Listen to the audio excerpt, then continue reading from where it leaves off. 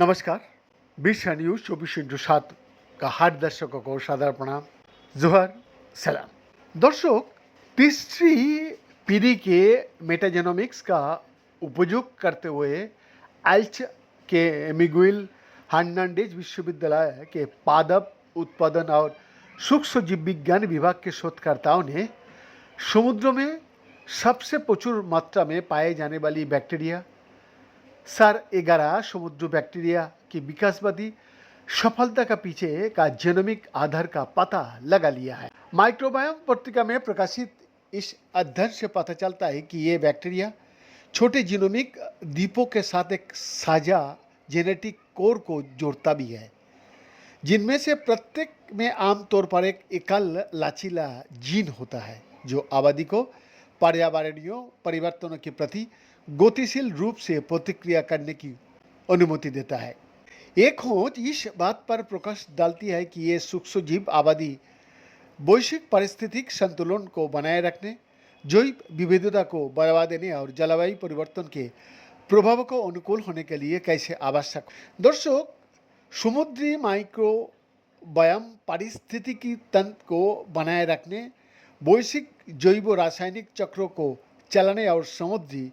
प्राथमिक उत्पादकता का 98% तक के लिए जिम्मेदार होने में महत्वपूर्ण भूमिका भी निभाती है। इस संदर्भ में SAR-11 मुक्त जीवित बैक्टीरिया का एक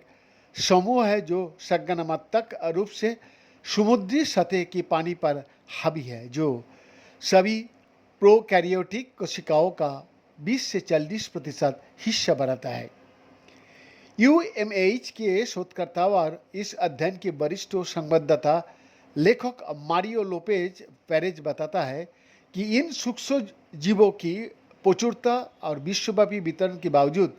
उनकी प्राकृतिक आबादी की पूर्ण आनुवंशिक समृद्धि को पुनः प्राप्त करने में आने वाली सीमाओं ने जेनोमिक दृष्टिकोण से सूक्ष्म जीव विकास और पारिस्थितिकी के बीच संबंध को समझने में हमारी बाधा उत्पन्न कर देती है। पहली बार UMH माइक्रोबायल जेनोमिक्स और एवोल्यूशन ग्रुप ने भूमध्य सागर से पर्यावरण के नमूना में SAR-11 की आनुवंशिक विविधता को सटीक रूप से फिर से बनाने के लिए सिंगल सेल जीनोमिक्स और लॉन्ग रीड मेटाजेनोमिक्स को संयोजित किया है और इस अभिनव दृष्टिकोण ने यह पता लगाना संभव बना दिया कि SAR-11 जीनोम की संरचना कैसे